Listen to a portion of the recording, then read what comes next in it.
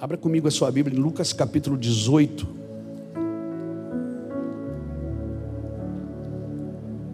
Irmão, eu dou muito ênfase à palavra de Deus, porque, irmãos, quem unge é o Espírito Santo, mas quem treina é a igreja.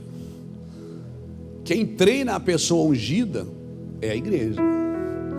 O Espírito Santo unge você, ninguém pode te ungir. A gente às vezes até aqui põe óleo, né? Impõe a mão, mas quem treina a pessoa ungida é a igreja. Esse trabalho Jesus deixou para a igreja. Então é um cuidado que a gente precisa ter, porque a igreja precisa treinar os seus ungidos, precisa preparar seus filhos. Amém? Ok, vamos ganhar almas, vamos evangelizar e vamos ganhar alma, salvação é o braço forte do evangelho. Um evangelho que não salva, que não faz sentido, mas um evangelho, irmão, que salva e não instrui. Porque Jesus um dia falou para Pedro, quando Pedro perguntou assim: e nós que deixamos tudo para te seguir? Jesus disse o que para ele? Jesus disse assim: ó, Pedro, não tem homem na terra ou mulher que tenha deixado qualquer coisa que não receberá 100 vezes mais nesta vida e naquela que há de vir. Então o Senhor falou que eu também posso ser abençoado nesta vida. Ok, eu estou esperando Jesus até que Ele venha, mas enquanto Ele não vem, eu não vou ficar sentado em casa esperando as coisas acontecer, se eu sou chamado para viver 100 vezes mais nessa vida. Eu fui chamado para a produção, eu fui chamado para o desenvolvimento. Eu não posso fazer isso sem Jesus na obra dele, eu não posso. Mas deixa eu te falar uma coisa: eu aceitei Jesus, fui salvo, e agora? Eu vou ficar sentado esperando as coisas acontecer, quando Deus tem coisas para desenvolver em mim? Não, irmãos, não. Eu preciso treinar, eu preciso mexer em músculos que nunca eu mexi, eu preciso acionar minha vida para viver coisas que eu nunca vivi. Eu não posso deixar minha mente atrofiar, eu não posso deixar minha fé atrofiar, eu não posso deixar minha esperança morrer. Então quem unge é o Espírito Santo, mas quem treina é a igreja. Amém? Antes da criação, o que é que o Espírito fazia? Ele se movia sobre a face das águas, a partir de uma palavra. Qual foi a palavra? E Deus disse: haja luz. O Espírito começou a criar. Irmãos, movimentações que não estão sujeitas a uma palavra clara, ela não cria nada. É só movimentações. O Espírito não estava ali nadando, ele não estava ali brincando sobre as águas, ele estava esperando a liberação de uma palavra. Quando a palavra foi liberada, o Espírito começou a criar. O Espírito do Senhor pairava sobre a face das águas, esperando. Irmãos, palavras, ou melhor, movimentações que só trazem movimentações, moveres, certamente isso não vai trazer cura, não vai trazer criação, não vai criar nada ao seu redor. Por isso, o que cria é a palavra, não é os movimentos, não é as movimentações. Agora, se eu tenho uma palavra e eu não estou em movimento, aí também eu não vou usufruir. Não, mas eu tenho uma palavra, tá, mas o que você está fazendo por ela? Deus falou de você o quê? Tá aí, o que você, qual é a resposta que você está dando para aquilo que você ouviu de Deus? Aleluia! Tem um tempo determinado. Então, nós precisamos entender isso, que a maldade e a bondade, elas estão no homem. Elas estão no homem. Então, eu como um pregador, eu não posso me colocar aqui no controle de qualidade das doutrinas de Cristo, né? Porque tem gente que se coloca no controle de qualidade das doutrinas de Cristo, tem que passar por ele, porque ele vai dizer se é certo ou se é errado. Isso é perigoso também, né? E aí como é que fica o evangelho? O evangelho fica chato. E eu vejo que, infelizmente, para muitas pessoas o evangelho se tornou chato. Por quê? Porque ouviram o evangelho de alguém que estava ferido, de alguém que estava machucado. E eu ouvi alguém dizer isso, irmão, e eu pensei seriamente em falar sobre isso. Irmão, eu preciso ser ministrado pelo Evangelho. Movimentos, nós cantamos, dançamos, e nós somos fogaréu, a gente gosta do mover. O culto precisa ter o mover de Deus. Mas eu vou falar uma coisa: o mover que não cura, o mover que não traz uma palavra de afirmação, não vai desenvolver nada na sua vida. Você pode até se tornar um crente amargurado, um crente doente, e às vezes até trabalhando na obra de Deus amargurado e ferido. E eu vou dizer uma coisa para você, meu irmão. Eu moro num prédio, e ali é portaria 24 horas. Então troca de porteiro, de manhã, de noite é outro, no outro dia outro, e assim vai. E tem uns porteiros alegres ali, legal. A gente chega: pastor, bom dia, tudo bem? Como é que o senhor está? Pô, tá elegante, aquela coisa. E eu mexo com eles também, e eles mexem comigo. E sempre que eu escrevo um livro novo, eu deixo um para cada um. Boto o livro nas gavetas, dou o livro para o prédio inteiro, né, Jonatas? Ainda bem que é só 22 apartamentos, né, meu filho? Aleluia, aleluia. Então, e eu vou dizer uma coisa: um porteiro alegre, irmãos, ele cura mais gente do que um médico amargurado. Uma pessoa alegre, ela não precisa nem ter capacidade de sabedoria para fazer muita coisa, mas ela é alegre, ela mexe com o ambiente, ela muda tudo. E uma das coisas que vai promover alegria na sua vida é a fé, que você não pode perder e nem esmorecer. Então, enquanto eu estiver falando de fé, se você perceber que alguém deu uma desanimada, você dá um... Fechou? Então tá, Lucas 18, vamos lá. Lucas 18 diz assim: Jesus contou-lhes uma parábola sobre o dever de orar sempre, sem jamais esmorecer. Sem jamais esmorecer. Orar sempre, sem jamais esmorecer. Havia numa cidade certo juiz que não temia a Deus nem respeitava os homens. O Satanás aqui, irmão. Tem uns juízes desses aqui no Brasil. Havia uma cidade certo juiz que não temia a Deus nem respeitava os homens. Havia também naquela mesma cidade certa viúva que ia ter com ele dizendo: faz-me justiça contra meu adversário. Por algum tempo não quis atendê-la, mas depois disse consigo: ainda que não temo a Deus, nem respeito os homens, todavia, como esta viúva me molesta, hei de fazer-lhe justiça, para que enfim não volte e me importune mais. Disse o Senhor: ouvi o que diz o injusto juiz. Não fará Deus justiça aos seus escolhidos que clamam a Ele de dia e de noite, ainda que os faça esperar? Então, da espera você não escapa. Cutuca alguém e diz assim: ó, da espera você não escapa. Fechou? Digo-vos que depressa lhe fará justiça. Agora isso aqui que eu não entendo. Deus diz que vai esperar, mas depressa ele fará. É depressa ou com espera?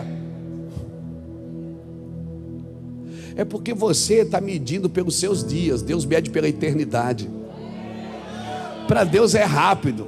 Quem vai viver uma vida inteira, para Deus as coisas são muito rápidas. Amém, irmãos? Então deixa eu te falar uma coisa. Digo-vos que depressa lhe fará justiça. Quando porém vier o Filho do Homem, achará fé na terra? É uma pergunta. Quando porém vier o Filho do Homem, achará fé na terra? Achará alguém batendo de dia e de noite e pedindo: me faça justiça? Pedindo para um juiz iníquo, pedindo para um juiz que não temia a Deus e nem os homens. Deus está dizendo o seguinte: se um cara desse você tem coragem de pedir, imagina para mim. Será que ele achará fé na terra? Diga para alguém que está do seu lado: é possível você perder a sua fé.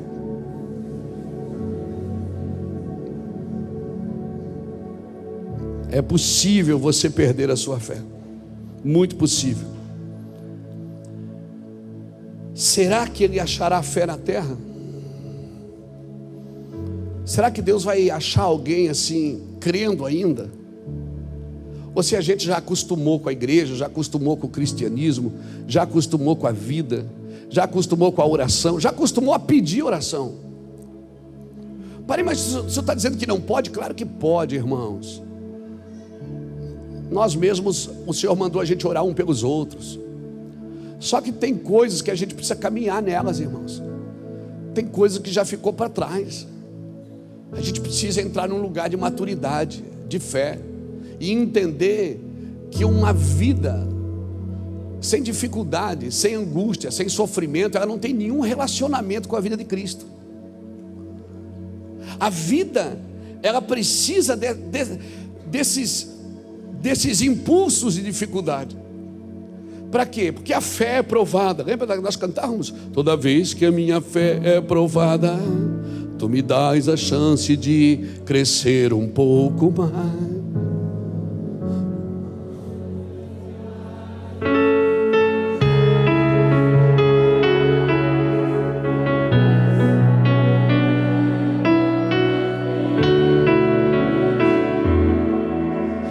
As provações não são maiores que meu Deus, e não vão me impedir de caminhar.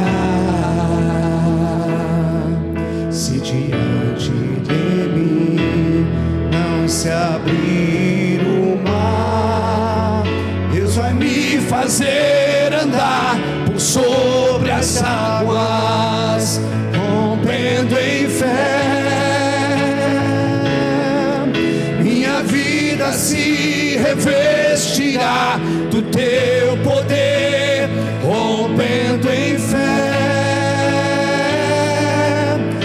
Ousadia vou mover no sobrenatural, vou lutar e vencer, vou plantar e colher. A cada dia vou viver rompendo em fé. Agora, se prestou atenção no que você cantou? Rompendo em fé, a cada dia vou mover.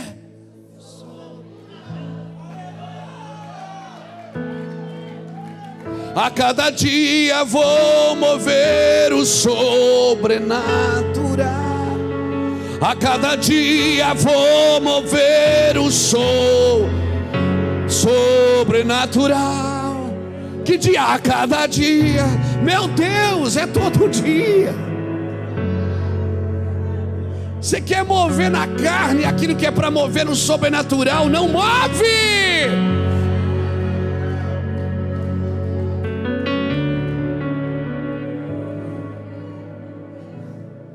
Não vai mover. Deus não corresponde à carne. Deus não dá respostas à carne. Deus não dá respostas nem à alma.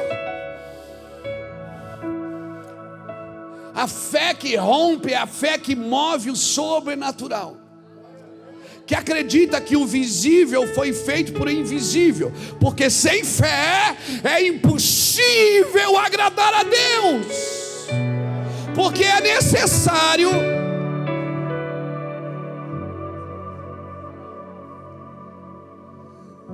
que aquele que se aproxima dele creia que ele existe. Não precisa mover, querido. Então, como é que eu perco essa fé, pastor? É parar de orar. Mas eu não tenho vontade. Você já viu alguém com vontade de orar? Tem gente que tem uma carga de oração, principalmente pessoas que têm cargas de intercessão, tem vontade de orar. A pessoa olha no relógio, ai, estou com vontade de orar hoje. E isso você escolhe no dedo pessoas assim. Por quê? Porque elas têm uma carga. Assim como eu tenho vontade de pregar, vontade de estudar, vontade. Tem gente que tem carga de oração. Deus reparte com ela. Por que Deus reparte com ela? Porque ela faz. Deus não reparte com quem não faz. Aí você diz assim, ah, mas é uma luta. Então para. Quer sair da luta? Para de mover no sobrenatural. Se acorda de manhã com vontade de pecar, quer parar a luta? É só pecar. Sabe por que você está em luta? Porque você abandonou o pecado. Oh glória! Oh glória! Eu acho que é 1 Pedro 4:1, se eu não me engano. Deixa eu ver se é mesmo. Eu acho que é, não tenho certeza não. Tem que ler mais a Bíblia. Ah, 1 Pedro 4:1. Portanto, uma vez que Cristo sofreu corporalmente, armem-se também do mesmo pensamento, pois aquele que sofreu em seu corpo rompeu com o pecado. Sabe por que você sofre? Porque você rompeu com o pecado. Todo mundo que rompeu com o pecado vai sofrer. Por quê? Porque a carne milita contra o espírito. Por que você rompe? Porque, mas pastor, eu rompi contra o pecado, mas eu ainda sofro. Porque você habita num corpo de carne e você tem uma alma. O Espírito já te falou e você já sabe que isso não deve ser feito. Mas há uma luta dentro de você. Por quê? Porque você habita num corpo de carne que tem vontade e desejos. Quer parar de sofrer? Volte a pecar.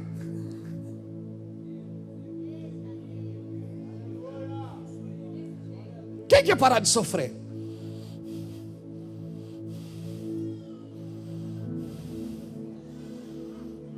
Será que as nossas campanhas Pare de Sofrer, elas não estão erradas?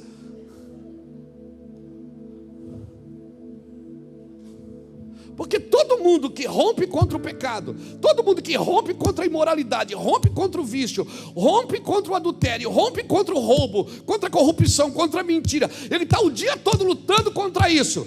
Irmão, de noite está cansado mesmo.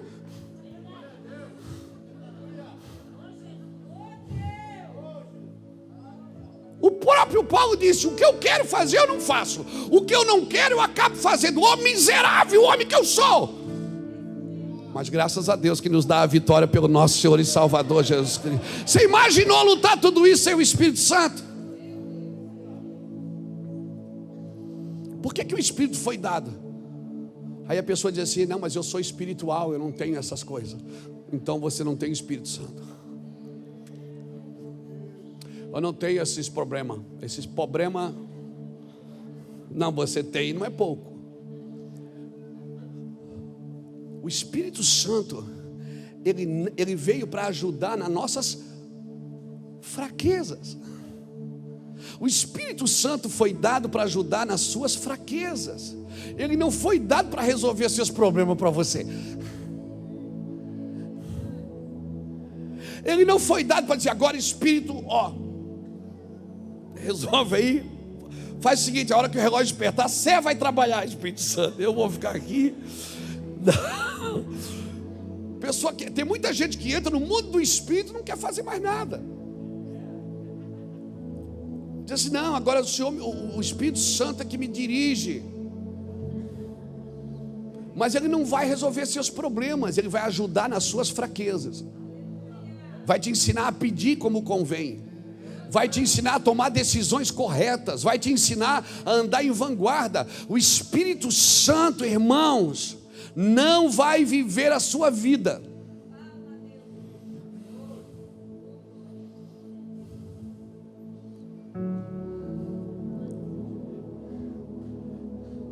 Eu tenho que entender, querido.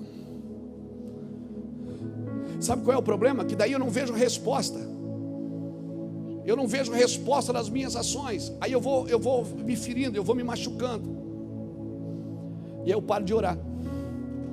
Coisa pior que tem é você fazer uma coisa e não ver resposta naquilo que você fez certinho. Você fez tudo certinho. Você plantou no dia certo, você na terra certa, você plantou a semente correta, você fez tudo certo, mas daí não deu certo. Aí a gente vai frustrando no caminho. Quando nós não vimos resposta, nós esmorecemos. E aí sabe o que acontece quando a gente esmorece? A gente para de orar. E a consequência de parar de orar qual é? É a perda da fé. Irmão, todo mundo que parou de orar perde a fé. Que quer levar no braço, quer levar na força da carne, quer resolver na força. Não vai resolver, irmão. Tem coisa na sua vida que você tem que romper no sobrenatural. Se você não romper no sobrenatural, não vai acontecer. E como é que eu rompo no sobrenatural? Aí o Espírito Santo entra em ação. E aí o Espírito Santo diz assim: ó, Luiz, você está fazendo isso errado. Ô Iraci, você está fazendo isso errado. Ô João, você está fazendo isso errado. Você está, não, mas eu sou crente. Pois é, por isso mesmo você deveria fazer certo, porque você é crente. Então assim, o que aquela mulher foi fazer na porta do juiz? Ela bateu, ela pediu o quê? Faça-me o quê? Justiça. O que é justiça para mim? Irmão, para mim justiça é fazer as coisas erradas se tornarem certas, não dando legalidade para continuar nos erros, mas é assim: isso está errado na minha vida, então eu vou fazer certo. É tornar a miséria em prosperidade, é tornar a imoralidade em santidade, é fazer justiça, é fazer as coisas erradas ficarem certas. E era isso que ela pedia: faz o errado se tornar certo, me faça justiça. Por quê? Porque o diabo, irmão, tem legalidade para trabalhar no que é errado. E eu não vou julgar essa mulher aqui do texto, porque a Bíblia não relata, mas quem sabe ela deve ter feito alguma coisa errada. E ela estava pedindo: seu juiz, faz o errado aqui, eu dei legalidade, faz o errado se tornar certo. Me dá sabedoria. E a Bíblia diz que ela bateu de dia e de noite. O juiz atendeu porque ela era bom? Ele atendeu porque ele era honesto?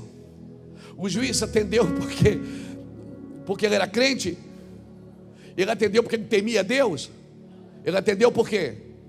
Que a mulher perturbou, irmão. Deus está dizendo o seguinte: se um homem mau, quando perturbado, vai socorrer você, você imagina eu que não me perturbo por nada. É como se Deus estivesse fazendo um trocadilho com você aqui. Você bate na casa do cara ruim, demonhado, não teme a Deus, é demônio. Não existe meio Deus, meio diabo, irmão. Ou você é uma bênção, ou você é um problema.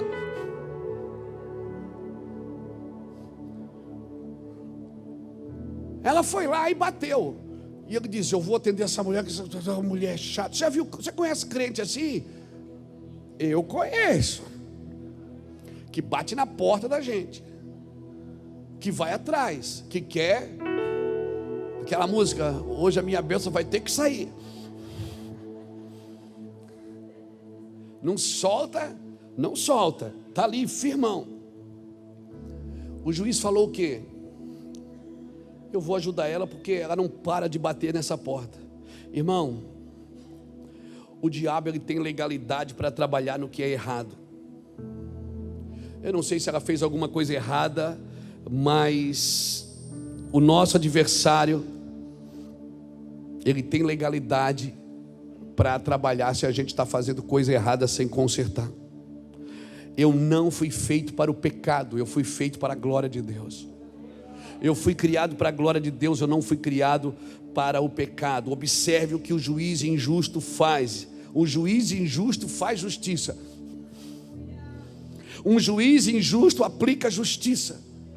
Se um juiz injusto pode fazer justiça por causa de alguém que está clamando dia e noite, você imagina um juiz justo não fará justiça. Ou seja, você acha que Deus não pode fazer o errado da sua vida se tornar certo?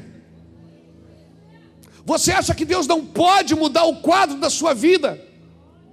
Mas por quê? Porque teve coisas que a gente já pediu e não aconteceu, e a gente esmoreceu no caminho, e esmoreceu e parou de orar, e agora a gente não tem mais, a gente não pede mais, a gente não busca mais, a gente não bate mais na porta. Por quê? Porque a gente não foi atendido uma vez, 2 vezes, 3 vezes, 4 vezes, 5 vezes, 6 vezes. E a gente fez campanha, a gente mudou de igreja umas 20 vezes. E a gente mudou de cidade, a gente mudou de estado. A gente tentou de todas as formas e não aconteceu. Mas Deus não desiste, irmão. Eu preciso, se tem uma coisa que um crente precisa aprender, é aprender a pedir justiça. Como? Aprender a pedir que o certo, o errado se torne certo. Aprender a pedir que a enfermidade se torne cura, que a miséria se torne prosperidade. Isso é pedir justiça, é pedir: Senhor, torne esse traficante num profeta, torne essa mulher ruim numa pessoa abençoada, torne essa criança ruim numa criança abençoada. Irmãos, a obra de Deus, ela é feita com fé, e quem não tem fé não pede não. O problema é que essa fé, ela pode ser traduzida errada. Eu posso estar pedindo só para mim, na minha justiça própria. Não é pedir justiça somente para você, mesmo que o outro saia perdendo, não interessa, eu sair ganhando, o outro pode sair perdendo. Isso não é justiça de Deus. Pegou? Por isso que o Senhor nos ensina a gente a resolver os nossos problemas jurídicos entre nós, para que não ganhe e o outro perca. Porque se você tiver que ganhar para alguém perder, isso não é justiça de Deus. A justiça de Deus, todo mundo ganha. Até quem não merece ganha. Até o pardal encontrar ninho na casa do Senhor. Até o bode dá o seu preço.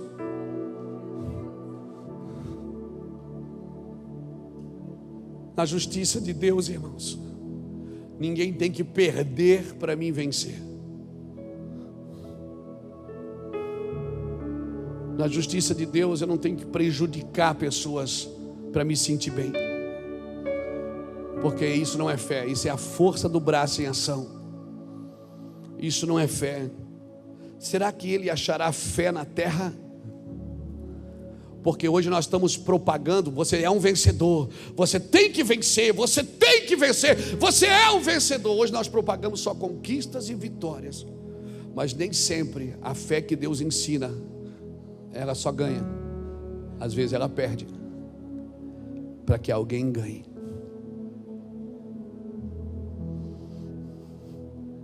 A fé que a Bíblia ensina é essa. Então a minha pergunta nessa noite é: será que ele achará fé na terra? Ele pode achar fé na sua família, ele vai achar fé no seu coração. O que é isso? É você sair do controle e deixar Deus controlar e conduzir a sua vida? Será que ele achará alguém pedindo justiça? Será que ele achará alguém dizendo: torne o errado em certo? Então, querido, meu recado para você nessa noite é: saia dos seus planos e entre nos planos de Deus. Fale o que o Pai está falando, faça o que o Pai está fazendo, ouça o que o Pai está dizendo. E o que Ele está dizendo hoje é: será que eu vou achar fé em você? Você é o mesmo crente fervoroso de 20 anos atrás? Você é o mesmo crente fervoroso? Você ainda tem bala na agulha, café no bule? Você tem fé ainda? A botija está cheia? Você ainda tem vontade de continuar? Você ainda o espera? Você ainda o aguarda? Você ainda acredita na eternidade?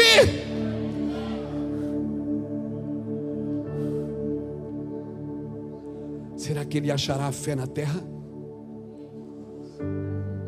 O que ele vai achar? Eu trabalhando com o mesmo anseio, com a mesma fome, com a mesma sede. Ou será que as pessoas deixaram você muito duro? Será que as decepções te endureceram em vez de te amadurecerem? Será que as decepções te frustraram em vez de te trazer esperança? E entender que todas as coisas cooperam para o bem daqueles que amam a Deus e andam segundo o seu propósito.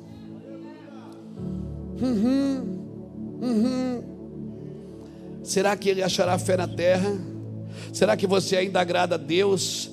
Fé é crer que Deus é maior do que tudo. Deus é maior do que tudo. Então tem uma revelação do tamanho de Deus. É isso que Ele quer que você acredite, que Ele é maior que o câncer, que Ele é maior que a miséria, que Ele é maior que o Covid, que Ele é maior que a pessoa da sua família que morreu, que Ele é maior do que a morte, maior do que a vida. Ele é maior do que todas as coisas cooperam para quem anda com Ele e crê nele, que Ele é maior do que tudo.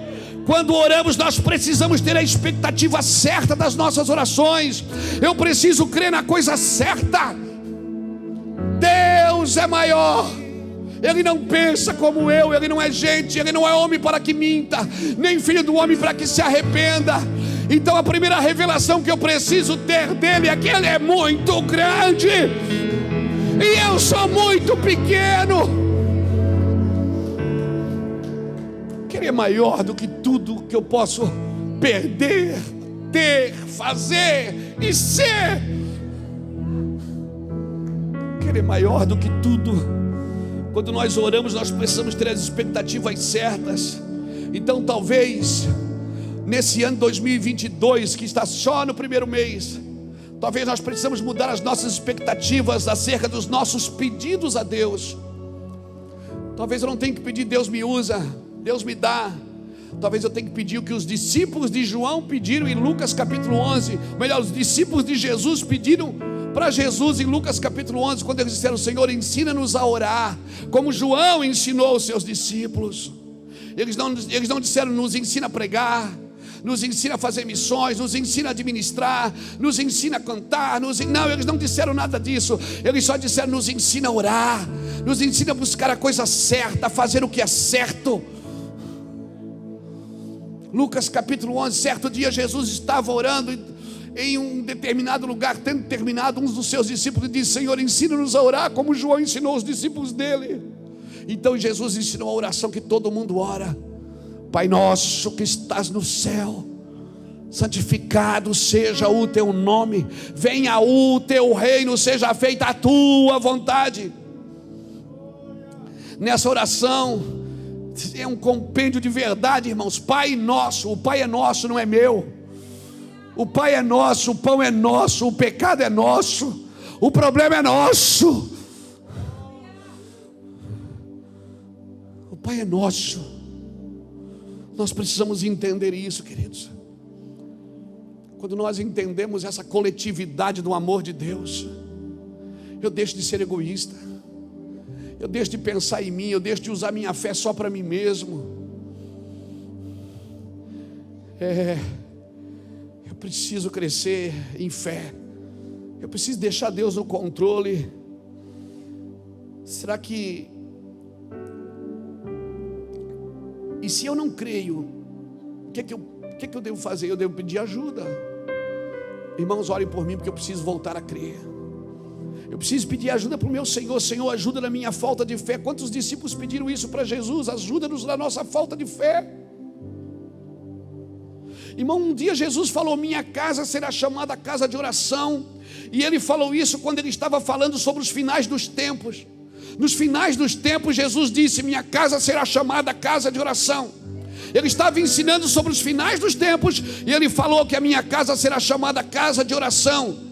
Então nós cremos que nos finais dos tempos nós seremos despertados para a oração, para que a nossa fé não esmoreça. Por isso, irmãos, uma parte dos cristãos vai aparecer e infelizmente vai ser só para exibição, e a outra parte vai se esconder para orar.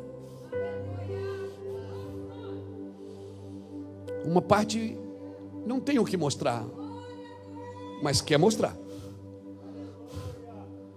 Mas uma parte vai se esconder para orar. Vai se esconder para orar para quê? Para depois ter o que mostrar. Porque não é problema mostrar. O problema é mostrar o que não tem, o que não pode, o que não é. Mas se você se esconde para orar, certamente você vai ter o que mostrar. Porque Ele vai aumentar a sua fé. Ele vai aumentar, Ele vai acrescentar coisas sobrenaturais na sua crença, na sua fé. As escrituras vão saltar no seu interior. Você vai ter revelações nos últimos dias, como talvez poucos tiveram.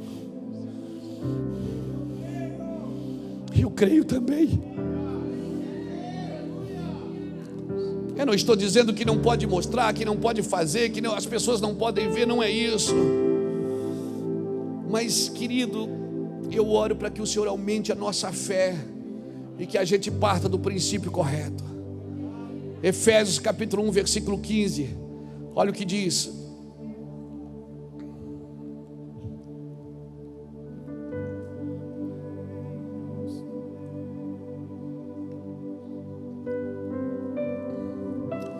Efésios 1,15. Aleluia.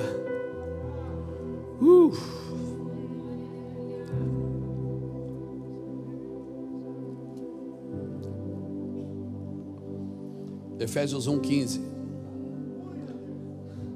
Pelo que ouvindo eu também falar da fé que entre vós há no Senhor Jesus e do vosso amor para com todos os santos, não cesso de dar graças a Deus por vós, lembrando-me de vós nas minhas orações, para que o Deus de nosso Senhor Jesus Cristo, o Pai da glória, vos dê em seu conhecimento o espírito de sabedoria e revelação.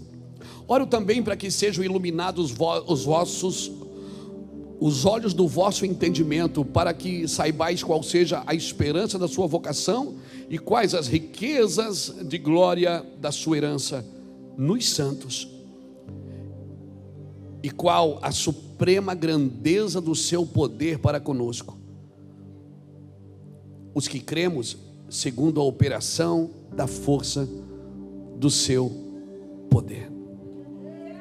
Paulo está orando pelos Efésios aqui. Ele está dizendo: eu oro para que vocês tenham entendimento, para que vocês tenham conhecimento, para que vocês busquem sabedoria, para que abram os vossos olhos, para que vocês vejam. Paulo não está pedindo nada para Deus dar para eles.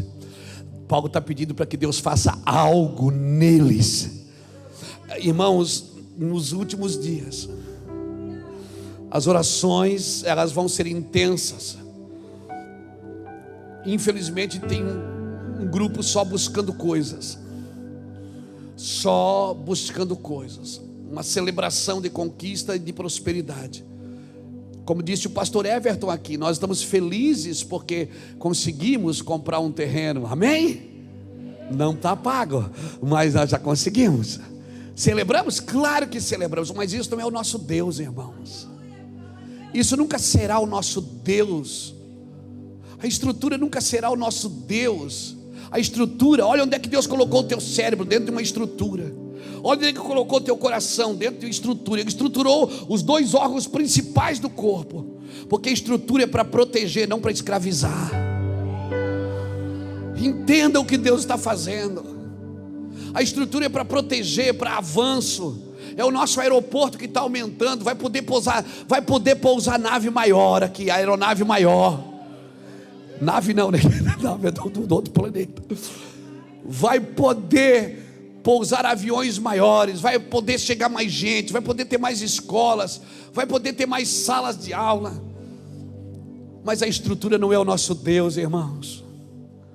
Estamos felizes? Claro que estamos. Como não? Mas entenda, coloque as coisas no lugar certo. Paulo, ele não orou pelos Efésios para que Deus lhe desse coisas. Ele orou para que eles se tornassem algo. A minha oração não é que essa igreja seja grande, mas que ela seja uma grande igreja, não uma igreja grande. Uma igreja grande, ela é só cheia de gente. Eu não quero que ela seja uma igreja grande. Não adianta ter uma igreja cheia de gente vazia, que não sabe discernir a mão direita da esquerda, que está na fila da bênção e não na fila da intercessão, da oração, da fé. Uma igreja pedinte, não generosa. Uma igreja que só entra na fila para pedir, para pegar o que é seu, e muitas vezes até o que não é seu. A minha oração, irmãos, é que a gente se torne alguém maior, alguém mais parecido com Cristo. Ou nós vamos fazer uma baita de uma igreja aqui atrás, irmão. Olha, vai ser grande o negócio, vai ser grande, mas movimento sem uma palavra vira mover, que vira monumento. Eu já fui em muitos lugares no mundo que hoje são monumentos, e ali já teve movimentos. Por isso, o Espírito circulando num lugar sem uma palavra para criar, não faz sentido.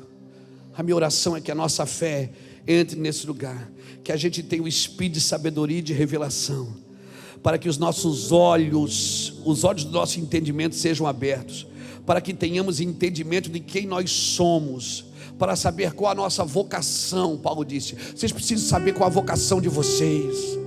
Você precisa saber, se você é para tocar, por favor, compre um instrumento. Se a sua vocação é pregar, leia a Bíblia, estude a Bíblia. Não, mas Deus, um profeta falou. Não adianta um profeta falar se você não estuda. Não se prepara. Mas um profeta falou que eu vou ser pregador, mas o profeta falou: você estuda, você se prepara, você afia as espadas, você trocou o ferino pela Bíblia.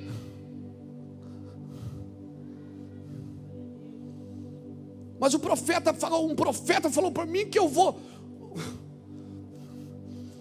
Todas as palavras que eu recebi, que eu entendi que foi Deus quem falou, eu escrevi. E todos, não vou dizer todos os dias, mas todos os meses, eu dou uma olhadinha nelas para ver se eu estou de acordo com aquilo que eu estou ouvindo, se eu estou fazendo.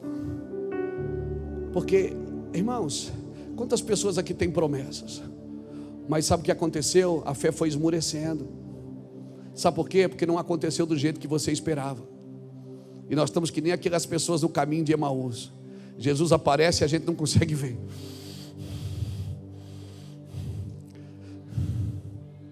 Quando eles estavam com os olhos abertos, eles não viram que era Jesus. Quando eles fecharam os olhos para repartir o pão e orar,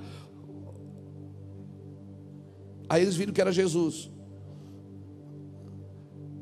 E aí Jesus sumiu. Então deixa eu te falar uma coisa. Nós precisamos ser fortalecidos por dentro, para que nós possamos saber o quanto Ele nos ama. Nós precisamos andar em confiança. Eu não quero ficar só na oração do átrio, irmão. Eu não quero aquela oração do átrio, aquela oração que Deus me ajuda, Deus me socorre, Deus, isso é importante, mas por favor, a oração do átrio é essa. A oração do lugar santo é aquela que você ora pelos outros, está sempre intercedendo pelos outros, mas não tem coragem de interceder por você. Você tem sempre uma palavra para alguém. Você tem que ter uma palavra para você. Você precisa entrar na oração, que para mim é o último estágio, aquela oração do Santo dos Santos, que é a oração da contemplação. É o lugar que você para ouvir a Deus, o lugar que você não pede mais nada, você não está pedindo, você não tem mais lista de compra, você entrou e fica só ali. E Deus começa a mostrar você para você mesmo, e você vai se frustrando quando começa a ver você mesmo. Você fica pensando: cara, não tem mais volta, não tem mais saída.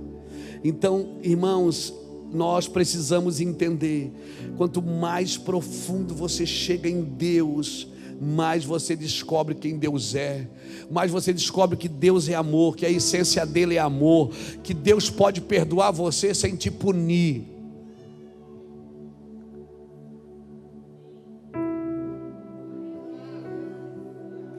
Tem gente que Deus perdoa ela, se Deus não punir ela, ela mesmo bota uma algema.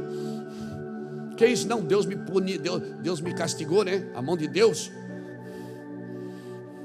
Irmãos, quanto mais você chega perto de Deus, mais você descobre que Ele é amor. E eu vou te falar uma coisa: Deus pode perdoar você sem punir você. Fala isso para quem está do seu lado. Deus pode te perdoar sem punir. Quem te pune é a consequência do pecado, não é Deus. Pegou? Quem te pune é a consequência do pecado, não é Deus. Mas a minha pergunta é: isso cabe na nossa religião? Não cabe. Por quê? Porque nós criamos um Deus a nossa imagem, a nossa semelhança, quando nós deveríamos ser conduzidos pela imagem e semelhança dele, não na nossa. Nós queremos doutrinar o seu amor a partir de nós, quando nós deveríamos ser doutrinados a partir dele. Você está me entendendo? Cabe na nossa religião que Deus... Mas como é que Deus vai perdoar o Reuel? Esse cara fez tanta coisa errada. O Deus não pune ele. Quem pune é a consequência do pecado. Tem consequências que você vai colher, porque Deus perdoa a culpa do seu pecado. A consequência você colhe. Mas a mão de Deus... A mão de Deus pesou, não foi a mão de Deus, foi a consequência do pecado. A mão do Senhor não está encolhida que não possa te abençoar, nem os seus ouvidos estão tapados que não possam te ouvir, mas são as vossas iniquidades que fazem separação entre vós e o vosso Deus. E aí eu vou esmorecendo na fé. Eu não tenho fé nem para me sentir perdoado. Pecado tem consequência? Tem. Mas esse aqui, irmãos, isso aqui, meu Deus, eu vou repetir. Isso aqui é o escândalo da graça. Esse é o escândalo da graça. É Deus perdoar sem te punir. E a religião não consegue entender isso. Para nós ser amado por Deus, nós precisamos primeiro ser disciplinado por Deus. Ou seja, para Deus me amar, eu tenho que disciplinar. Eu tenho que ser disciplinado. Guarda isso, porque eu termino aqui. Deus não me disciplina para me amar. Deus me ama tanto, e porque me ama tanto, me disciplina.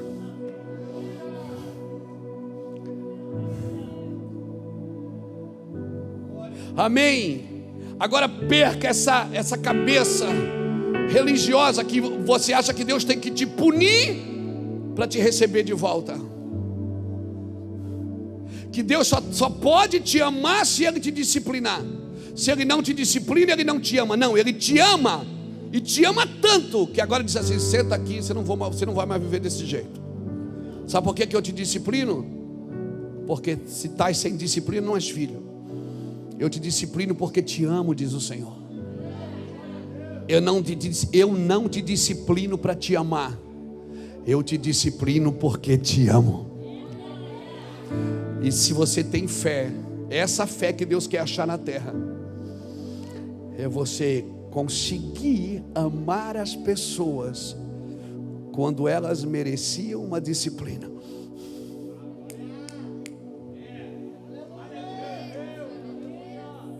A fé que Deus espera achar na terra não é essa fé que você leva para a igreja para fazer uma campanha de prosperidade ou para receber alguma coisa dele. A fé que Deus espera achar é você amar uma pessoa que merecia ser disciplinada por você.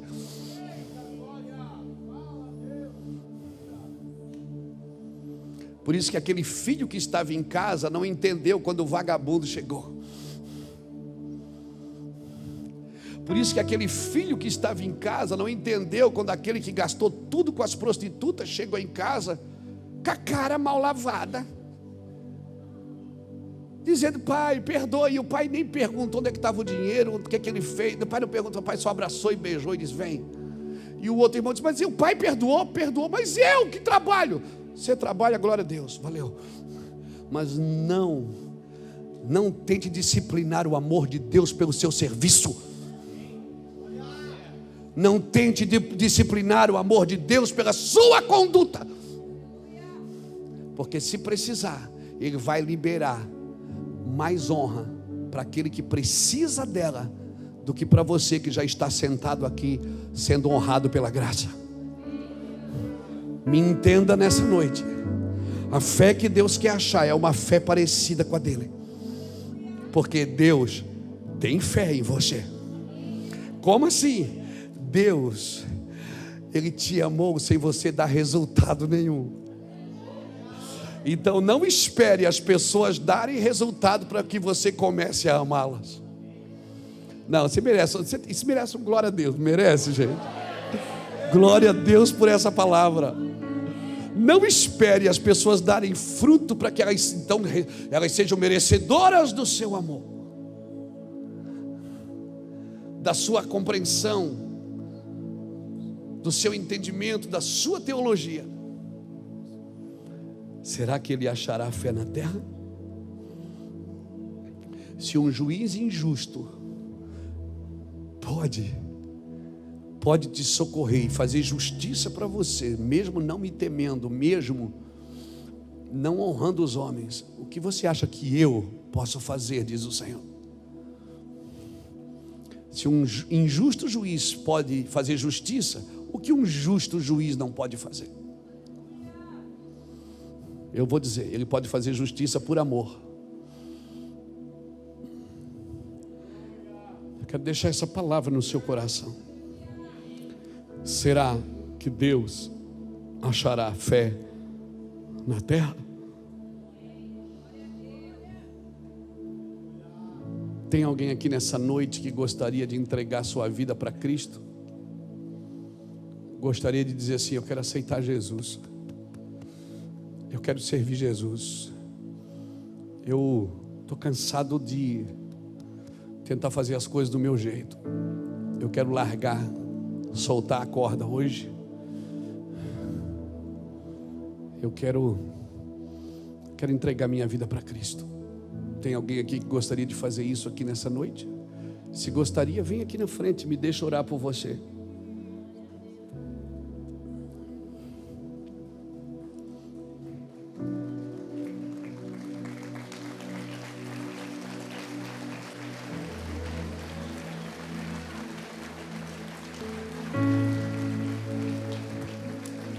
Mas querido, o Senhor te abençoe. Abençoe tua vida, tua casa. Tem mais alguém que gostaria de entregar sua vida para Cristo? É a fé que Ele quer achar. É uma fé que tem coragem de sair do controle e deixar Ele controlar a sua vida.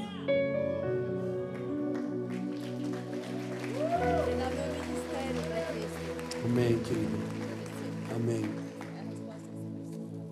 Amém. Oh, Jesus, obrigado. Tem muitas pessoas aqui hoje que precisam entregar sua vida para Cristo. Não são poucas, não, são muitas pessoas.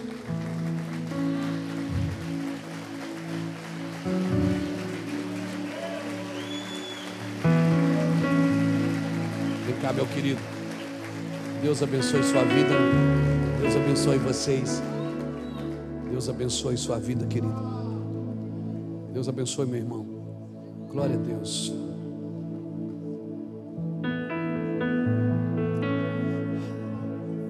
Glória a Deus.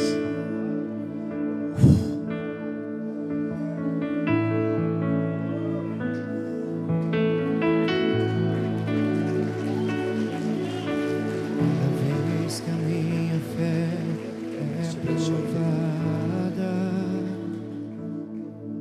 tu me das a chance de crescer um pouco mais. As montanhas e vales, desertos e mares que atravesso.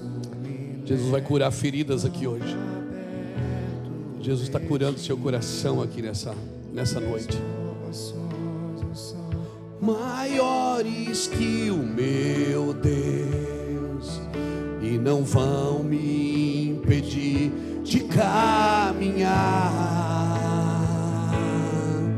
Se diante de mim não se abrir o mar, Deus vai me fazer andar por sobre as águas, rompendo em fé.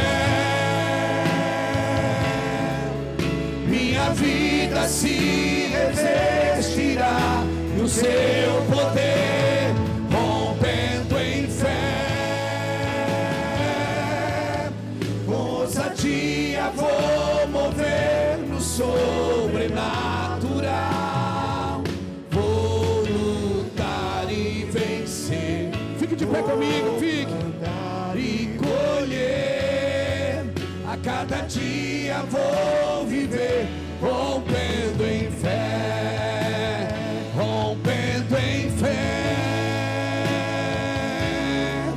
A cada dia vou tirar do meu poder, rompendo em fé.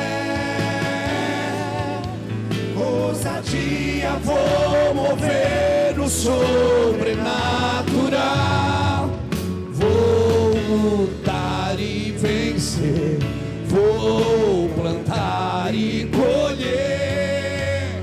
A cada dia vou viver, rompendo em fé. Eu vou romper no sobrenatural. É difícil andar numa fé que o Senhor espera encontrar em mim. É muito difícil andar nessa fé que o Senhor espera encontrar na gente. Não uma fé de conquistar coisas, mas uma fé de se tornar alguém. As coisas vão vir, irmãos, não tem como elas não virem. Elas vão querer estar com você. As coisas vão te perseguir, vão te procurar. Não tem como não. As coisas vão achar você. Todas as bênçãos virão sobre ti e te alcançar. Elas vão achar você. No tempo certo, que você entendeu o propósito do dinheiro, o propósito da fama, o propósito do sucesso, aí ele virá. Com certeza ele virá. Porque se vier e você não entender primeiro, isso pode ser a destruição da sua vida. A unção, ela pode te fazer mal. Por isso Deus escondeu Moisés na fenda de uma rocha. Ele disse: ó, fica aqui, eu vou passar. Não podes me ver, senão você morre. Se Moisés tivesse saído, ele tinha morrido. Porque para você ver o que Deus está mostrando, você tem que estar no lugar que Deus te colocou. Senão você não vê o que Deus está mostrando. Se você quiser ver do seu jeito, a unção pode te matar, o sucesso pode te fazer mal. Mas se você ficar no lugar que Deus te colocou, quando a unção passar, você vai ver e vai desfrutar. Espera o tempo de Deus. Estende a mão para cá, abençoa essas pessoas. Pai, nós abençoamos essas pessoas, cobrimos essas pessoas com o teu sangue, manifestamos o teu amor sobre elas. A tua palavra foi pregada, a tua unção foi liberada, a tua glória está aqui, Deus. Libera sobre elas. Eu oro, Senhor Deus, para uma unção de fé invadir essa igreja, uma unção de fé invadir esses homens e essas mulheres que estão aqui. Uma fé sobrenatural, Senhor, que vai romper o sobrenatural. Uma fé que mesmo não tendo força, é um Davi diante do gigante, Senhor. Sim, sim, sim, Senhor. Sim, é Jacó diante de Esaú. Assim será uma fé sobrenatural, Deus. Uma fé que vai romper sobrenatural. Nós declaramos sobre essas vidas, Pai, para a tua glória, em nome de Jesus. Amém.